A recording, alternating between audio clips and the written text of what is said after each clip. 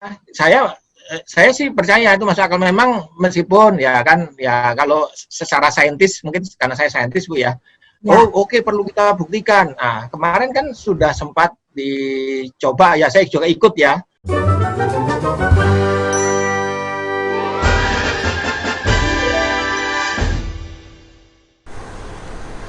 Oke, kemudian tanggapan Profesor Nurul tentang teknologi nano yang sudah digunakan oleh Mahkota Dewa Indonesia. Bagaimana menurut Profesor? Ya mungkin ini ya, saya komentar untuk teknologi nano yang kita kembangkan, yang mungkin dengan Ibu ya yang teknologi yang kita nanokan. Jadi dengan kita nanokan itu kan bahan baku yang kita terima, ukurannya kita perhalus. Itu sampai saya tidak update ya, tapi seingat saya ini ukurannya sampai berapa sih itu, kalau nggak salah sekitar antara 300 sampai 700 nano kalau nggak salah itu ya. Paling besar itu sekitar 1000 nano ya, paling besar. Tapi saya belum update lagi Bu ya. Dulu kalau nggak salah ini ukurannya segitu deh. Ukuran segitu itu sangat halus sekali. Selama ini orang meminum atau apa istilahnya obat herbal atau Simplica dan sebagainya, itu ukurannya paling cuman 100 mesh atau 200 mesh, itu paling halus. Itu ukurannya cuman sekitar 75 atau 100 mikron. Kalau kita rubah ke 300 nano, itu artinya satu partikelnya itu sudah kita rubah menjadi satu partikel menjadi sekitar 1 juta partikel lebih. Hampir, jadi satu partikel, karena rambut ini ukuran 50 nano ya, 50 mikron. Kalau saya jadikan 50 nano, itu satu rambut saya rubah menjadi 1 miliar partikel. Wow. Nah, dengan jumlah partikel menjadi 1 juta kalinya, jadi satu partikel jadi 1 juta partikel gitu, yang bahan bakunya itu kan. Nah, itu sehingga kalau direaksikan mungkin dengan, karena mungkin ada reaksi lanjutan Bu ya yang Ibu tambahkan, itu bisa lebih cepat. Ininya apa namanya, jauh banget. Bayangkan aja kalau sebuah, misalkan ini gula besar sama gula yang saya haluskan menjadi 1 juta kali, 1 juta partikelnya gitu. Jadi kecepatan reaksinya berlipat-lipat kali gitu kan. Nah, kira-kira seperti itu. Jadi saya yakin sih pasti benar-benar jauh lebih cepat daripada yang biasanya. Ya, jadi masuk akal banget kalau misalnya produk Mahkota Dewa Indonesia kan ini menggunakan nanoteknologi ya, yang ada Jamsi, ada Jampo, ada Jam, itu kan kita pakai itu. Makanya itu memang masuk akal kalau reaksinya langsung terlihat, kadang 1 jam, 2 jam itu ya memang masuk akal ya Prof ya? Ya, saya sih percaya itu masuk akal, memang meskipun ya kan ya kalau secara saintis, mungkin karena saya saintis Bu ya. Oke, perlu kita buktikan. Nah, kemarin kan sudah sempat dicoba ya, saya juga ikut ya, dites. Nah, ternyata kan turun. Cuman permasalahannya adalah memang itu harus dipaperkan. Ini sedang ya menurut saya memang Bu Ibu tugas ini ya di paper ini. Itu mekanismenya kayak apa? Pertanyaan kan kalau memang begitu selalu kan, kalau orang saintis memang begitu, itu menurut saya wajar lah. Mekanismenya kayak apa Pak Nurul? Gimana Bu Ning mekanismenya, kalau memang iya mekanisme kayak apa? Lah itu kan memang sudah karena publikasi ya kan, saintis gitu kan. Nah, memang pertanyaannya adalah mekanisme kayak apa. Secara umum saya tadi menjelaskan mekanismenya seharusnya ya seperti yang saya umumkan, kalau dikonsumsi, kalau ukurannya nano, partikelnya nano, ya pasti karena apa partikelnya itu ukurannya hampir sama dengan molekul ya, hampir mendekati molekul, meskipun 10 kali atau 20 atau 50 kalinya molekul, maka ketika dikonsumsi itu langsung, apalagi dengan air ya kan, dengan apa medianya air, itu sangat cepat sekali masuk ke dalam usus kita dan jatuh ke usus halus, langsung langsung usus halus. Jadi istilahnya di lambung nggak usah ini lagi tuh Prof, nggak usah diproses lagi. Nggak usah kalau itu tidak diproses kan. Untuk awam kan lebih mudah ya. Jadi jadi di lambung sudah tidak diproses, langsung masuk ke usus halus, penyerapan terjadi. Penyerapan begitu diserap sama sel-sel tadi kan, itu sel ya, dengan sel-sel tadi, jaringan kita dalam kumpulan sel-sel tadi kan membentuk jaringan. Nah, itu langsung masuk ke peredaran darah kan, peredaran darah ke seluruh tubuh, langsung ya bereaksi kan ke dalam ini kita. Kalau secara umum penjelasan umumnya sih begitu Bu, dan itu hampir semua obat atau semua ini ya itu seperti itu. Memang ada lagi yang kita suntikan di dalam mana gitu kan. Kalau secara oral, maksudnya kita minum, ya mekanisme seperti itu. Dan itu cepat karena, mohon maaf, saya selalu saya juga punya beberapa produk nano ya.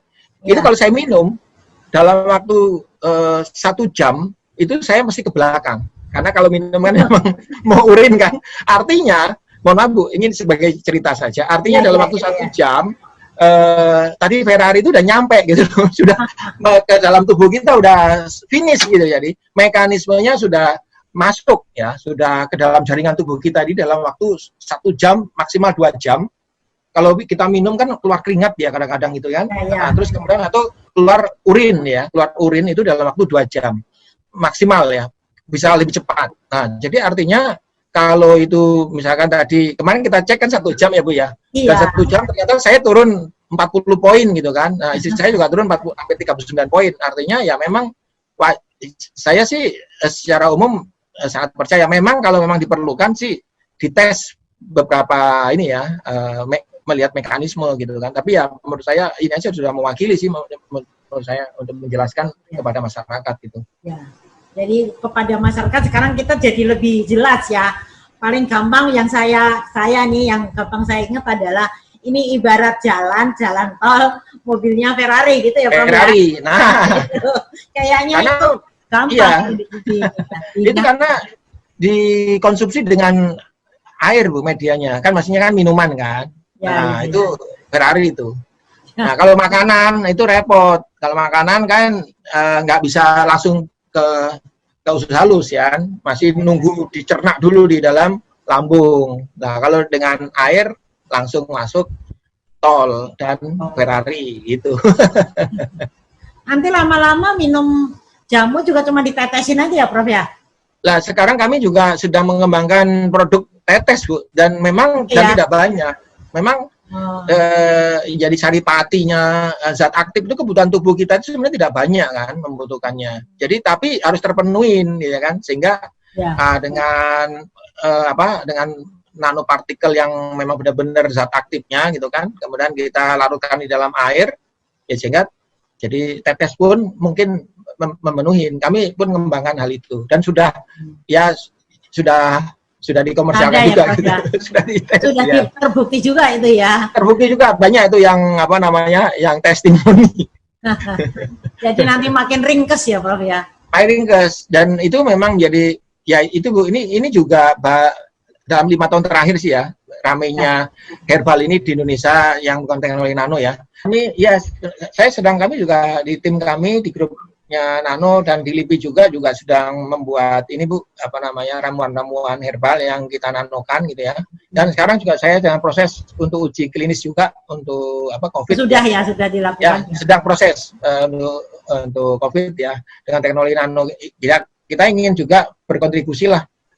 Tidak hanya membuktikan saja sih sebenarnya ya. Kalau bukti saya pikir kita sudah lama ya, mungkin buktinya sudah banyak. Tapi kan memang secara karena ini kan obat menuju obat terstandar dan ini kan memang jalannya yang harus dipenuhi. Kalau nggak menunggu COVID mungkin susah gitu ya ikut uji klinis. Tapi katanya lagi ada kemudahan ini Prof. Ya makanya dengan adanya kondisi seperti ini ya membantu kita juga ya di dalam ya penerapannya gitu Bu. Jadi ini kita sudah sedang proses Bu untuk melakukan dari berbagai macam bahan baku herbal. Saya pikir Indonesia kaya dengan potensi ini, seharusnya dengan teknologi nano kita bisa mengakselerasi atau mempercepat ya penerapannya dan meningkatkan efisiensinya.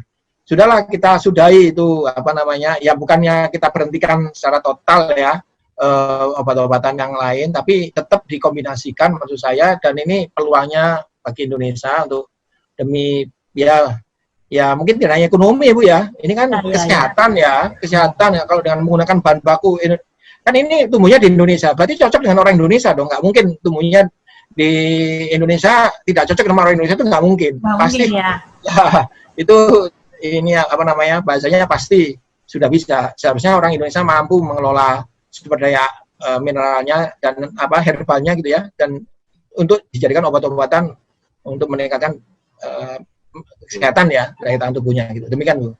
Mungkin itu tadi juga Bu, termasuk yang seduhan-seduhan tadi, mungkin orang Ya, masih kan? ya di samping memang ya banyaklah faktornya ya, mungkin banyak faktor, tapi juga Indonesia ketahanannya juga, tapi tetap harus dijaga ya, ini Ya, nggak tetap, boleh ya, nggak boleh sombong gitu ya, harus tetap dijaga lah, Ya. harus dijaga, tapi dengan makanan-makanan yang sehat, khususnya dengan Ya. herbal. Kemarin kan juga banyak muncul ya obat-obat herbalan itu benar sekali. Saya pun sampai sekarang mengkonsumsi banyak antioksidan yang ada di Indonesia ini, berbagai macam tanaman itu memang benar-benar secara efektif ya inilah Bu, meningkatkan daya tahan tubuh lah, kira-kira seperti itu. Ya, saya pun mengkonsumsi beberapa herbal Bu. Saya bikin sendiri. Ya, sebetulnya hampir semua rimpang ya, empon-empon itu ya, betul. Antioksidannya tinggi, ya, antivirus. Kayaknya Indonesia punya banget ya semua ya. Nah, inilah yang mungkin menjadi tantangan kita. Ya. Kita kan memiliki banyak, tapi ya kadang-kadang hanya kita ekspor besar-besaran dengan harga, mohon maaf, kadang-kadang cuma sekilo 8.000. Aduh, saya kadang-kadang sedih saya.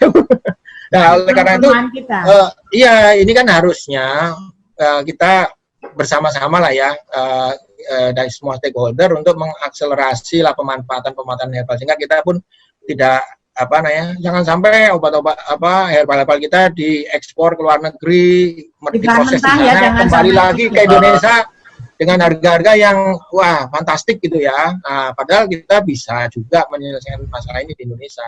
Saya pikir jalan satu-satunya untuk Indonesia bangkit, tanda kutip ya Bu ya, dalam perekonomian dan kesehatan, ya memberi nilai tambah, memberi tidak hanya obat-obatan herbal ini kita angkat dan bisa kita proses dan kita jadikan sebagai obat-obat alternatif yang mungkin relatif lebih baik daripada yang lainnya gitu Bu.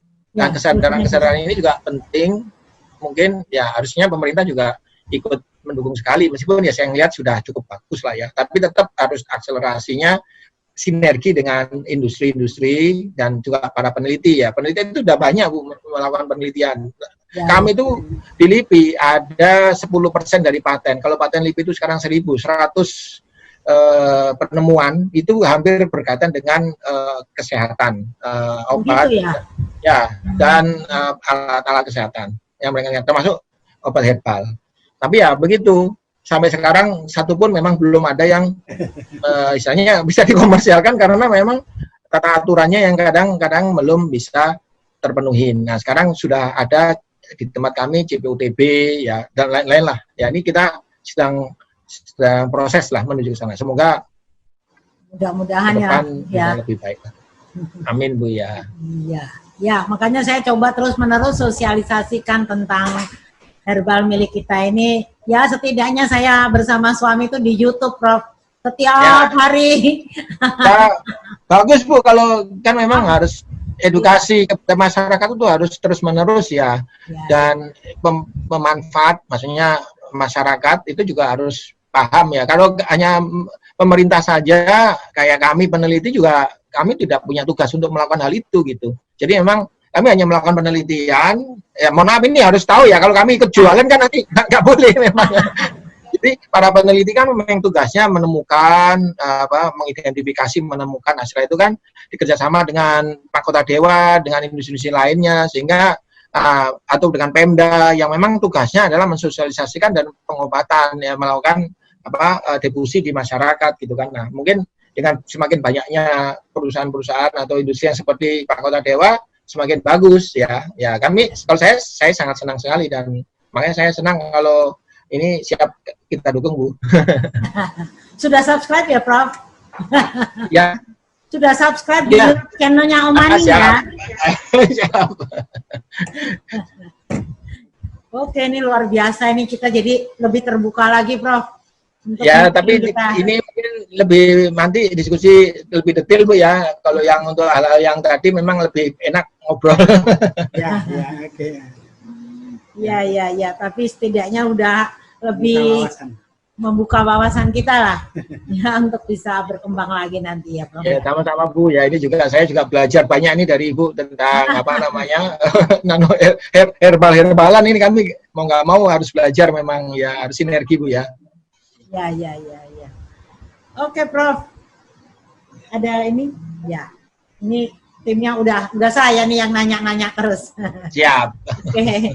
Ya, mungkin lain kali kita bisa bincang-bincang lagi ya, Prof ya. Ya, terima kasih sekali, sukses semuanya Bu ya. Mahkota Dewa tetap sukses ya. Amin. Terima kasih sekali sudah memberikan pencerahan pada kita semua untuk bisa lebih menyampaikan apa ya, kemudahan-kemudahan menerangkan ya, ke masyarakat ini. Saya yang tidak bisa saya lupa, pokoknya ingatnya jalan tol pakai Ferrari. Nah, itu betul, itu enak, itu gampang tuh. Peneranginya itu lebih gampang ya. Oke. Iya, iya. Baik, Prof, sudah cukup ya. Sementara sudah cukup, Prof. Bincang-bincang kita, nanti kita bisa lanjut lagi kapan-kapan kita bisa ketemu lagi ya, Prof ya. Siap ya, Ibu. Terima kasih sekali. Semuanya, terima kasih. Nah, demikian tadi bincang-bincang Oma dengan Profesor Nurul yang luar biasa. Oma kagum banget karena cara menjelaskan nanoteknologi begitu nempel di sini gitu. Seperti yang Oma tidak pernah lupakan adalah jadi nanoteknologi itu seperti halnya kita mau pergi ke satu tempat lewat jalan tol mobilnya Ferrari gitu. Jadi cepat sekali ya. Dan tadi sudah Ancu dengar semua bagaimana penjelasannya. Jadi tidak ragu lagi ya menggunakan produk-produk nanoteknologi dari Mahkota Dewa Indonesia. Oke, semua orang bisa sehat.